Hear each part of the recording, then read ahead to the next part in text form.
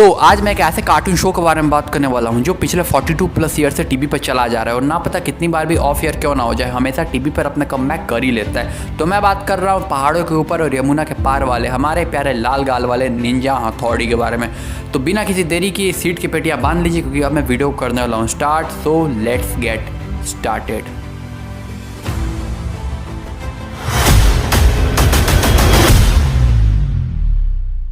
Chapter 1 the origins. तो बात करें हथौड़ी के ओरिजिन की, तो हथौड़ी के ऐसे गांव से आता है जहां छोटे बच्चों को बचपन से ही निंजा की ट्रेनिंग देना स्टार्ट कर दिया जाता है और उस गांव का नाम है ईगा गांव। और ईगा गांव से जो निंजास आते हैं उन्हें हम ईगा ग्रुप निंजास कहते हैं। ईगा गांव मेनली जापान में लोकेटेड है according to the story of ninja हथौड़ी।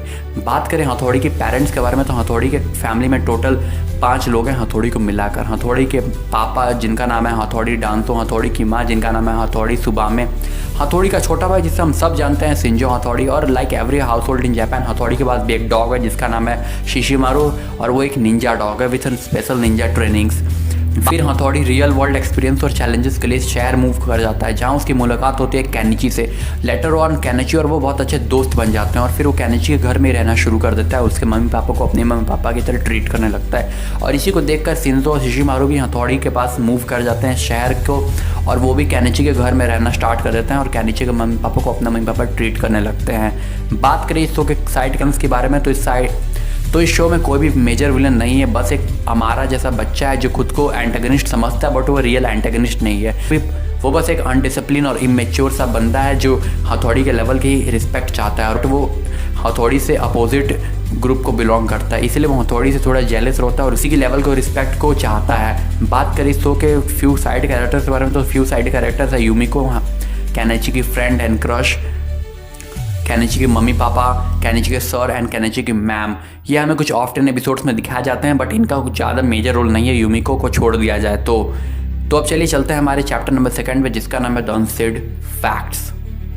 Chapter number 2 the unsaid facts. तो क्या आप जानते हो कि निंजा हथौड़ी सीरीज़ में कोई भी मेन विलन नहीं है? जी हाँ, आप सोचोगे कि मैं झूठ बोल रहा हूँ और आपको मेरी बात पे यकीन भी नहीं होगा, बट हियर मी आउट। हमें जो हमारा दिखाया जाता है वो कोई विलन नहीं बल्कि बस राख होया हुआ बच्चा है। वो एक इमेच्योर सा इगोइस्टिक सा बच्चा है जो हथौड़ी के लेवल के रिस्पेक्ट को चाहता है क्योंकि वो हथौड़ी के जस्ट अपोजिट ग्रुप से बिलोंग करता है। He belongs to Koga group of ninja who are rivals of Iga group of ninja. That's why हमें थोड़ी सी बैंटर दिखाई जाती है शो में बट वो कोई रियल विलन नहीं है। चलिए चलते हैं फैक्ट नंबर 2 पे। तो क्या आप जानते हो शिंजो हथौड़ी से अच्छा निंजा है? जी हाँ, शिंजो की बात करें तो शिंजो ज़्यादा इम्पल्सिव और रूल ब्रेकिंग निंजा है जो कि एक रियल निंजा का असली ट्रेड्स होते हैं। और बात करें हथौड़ी के बारे में तो बहुत ज़्यादा मॉडर्नाइज और पॉलिश वर्जन का निंजा है जो कि हमेशा डिसिप्लिन और शांत स्वभाव रखकर ये चीज़ों को निपटाना, चीज़ों को सही करना चाहता है। बट एक असली निंजा बिल्कुल शिंजो की तरह होता है जो कि तुरंत ही किसी भी चीज़ को रूल ब्रेक करके सॉल्व करना चाहता है और that's why Shinzo is close to a real ninja more than Hattori. बात करें फैक्ट नंबर 3 की,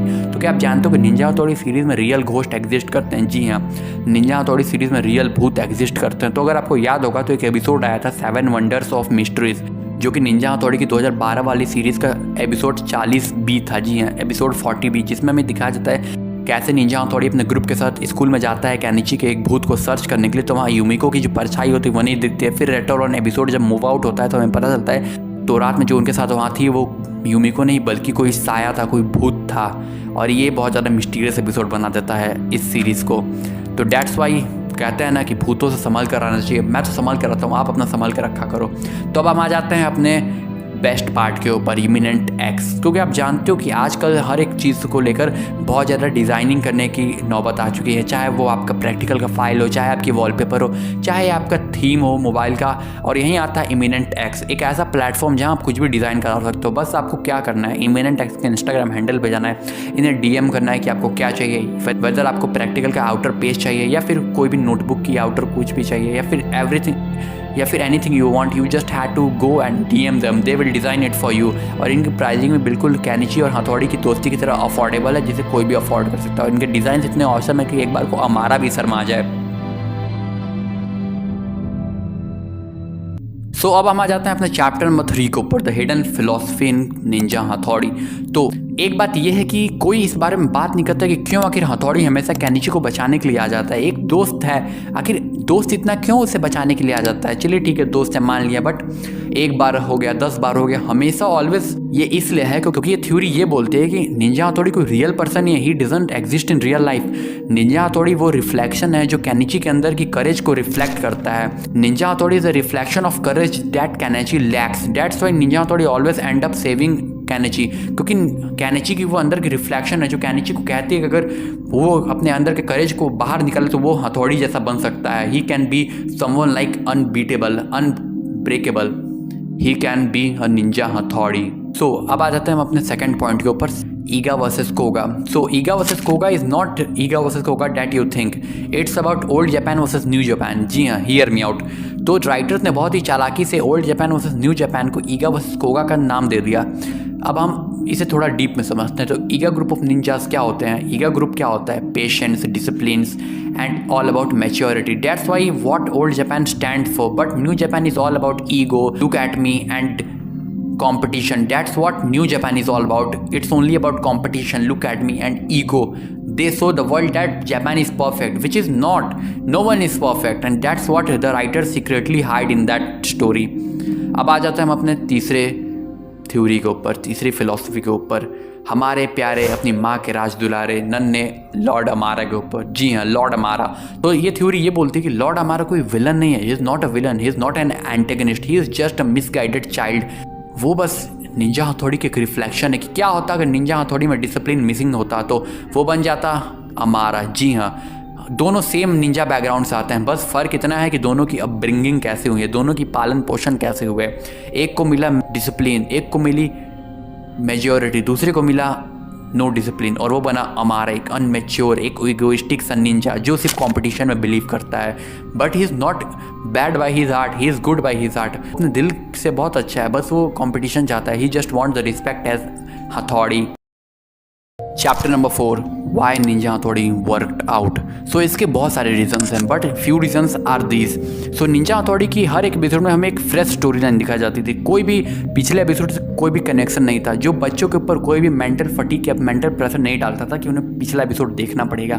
and the second reason, and which is the most important reason, is that ninja Hattori was the only show which was running on Sonic in 2010। Ninja Hattori एक इकलौता show था जो 2010 के आसपास sonic पर चल रहा था, और सोनिक पर दिखाने के लिए उस टाइम पर कुछ नहीं थे। सो सोनिक ने निंजा हथौड़ी के इंडियन राइट्स खरीद लिए और इसे रिवाइव किया। और आपको पता नहीं होगा तो मैं बता दूं, सोनिक वाईकॉम 18 की कंपनी है, और वाईकॉम 18 मुकेश अंबानी की कंपनी है। डेट्स वाई कि निंजा हथौड़ी यहाँ से इंडिया में चल रहा है, क्योंकि मोटा भाई के यहाँ से उसको मोटा पैसा मिल रहा है न्यू एपिसोड बनाने के लिए, और कोई वजह नहीं है। अगर आज भी परमैन के राइट्स भी अगर वाईकॉम 18 खरीद ले तो सोनिक पर हमें न्यू एपिसोड दिखाए जा सकते हैं परमैन के, बट ऐसा कभी होगा नहीं, क्योंकि अब वाईकॉम 18 की नज़र परमैन पे पड़ेगी नहीं। और अगर परमैन पे कैसे उसकी नज़र पड़े आपको ये जानना है तो यहाँ मेरी वीडियो मैंने बना रखी है, यहाँ रिफ्लेक्ट हो रही होगी आई बटन पे, उसे जाकर देख लो। तो अब हम आ जाते हैं अपने लास्ट पॉइंट के ऊपर, फील गुड थ्योरी। सो ये थ्योरी ये बोलते हैं कि निंजा हथौड़ी एक बहुत ज़्यादा लाइट हार्टेड शो है, वो हमेशा बच्चों को खुश करता है। उसकी स्टोरी लाइन बहुत ग्राउंडेड है, उसमें कोई भी गैजेट्स नहीं है, कोई भी सुपर हीरोज़ नहीं है, जस्ट जो है एक लाइट सी कॉमेडी है। दैट्स वाई निंजा हथौड़ी इतना वर्क करता है बच्चों के बीच में, क्योंकि बच्चों को अच्छी सीख देता है, और मम्मी पापा को अच्छा लगता है कि उनके बच्चे कुछ अच्छा सीख रहे हो। That's why mummy papa allow करते हैं अपने बच्चों को कि वो निंजा हथौड़ी के नए नए फ्रेश एपिसोड सोनिक पर देख सकें हर रोज़। और बस इतना ही था इस वीडियो में। अगर आपको और भी जानना है न्यू शोज़ के बारे में तो मैंने एक वीडियो बना रखी है डोरेमोन परमैन के ऊपर, आप चेकआउट कर सकते हो चैनल पे जाके। अगर आपको और भी कोई सजेशन या फिर कोई कंप्लेन तो कमेंट में कर दो। इंस्टाग्राम पे मुझे फॉलो कर लेना, वीडियो को लाइक कर दो, चैनल को सब्सक्राइब कर दो। मिलते हैं आपसे किसी और वीडियो में, तब तक के लिए